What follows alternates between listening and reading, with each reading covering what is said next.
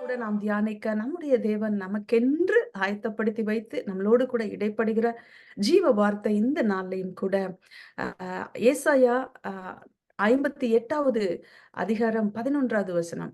Isaiah chapter 58 verse 11. And the Lord will guide you continually and satisfy your desire in scorched places and make your bones strong, and you shall be like a watered garden, like a spring of water whose water do not fail. கர்த்தர் நித்தமும் உன்னை நடத்தி மகா வறட்சியான காலங்களில் உன் ஆத்துமாவை திருப்தியாக்கி உன் எலும்புகளை நினமுள்ளதாக்குவார். நீ வற்றாத நீ நீர்ப்பாய்ச்சலான தோட்டத்தைப் போலவும் வற்றாத நீரூற்றைப் போலவும் இருப்பாய். பிரியமானவர்களே, எல்லா காலத்திலையும் நம்ம தேவன் நம்மள செழிக்க செய்கிறவராக இருக்கிறார். இதை நிச்சயமாக மறந்து போய்விடக்கூடாது. செழிக்க செய்கிறவர் நம்மோடு கூட இருக்கிறார். God bless you.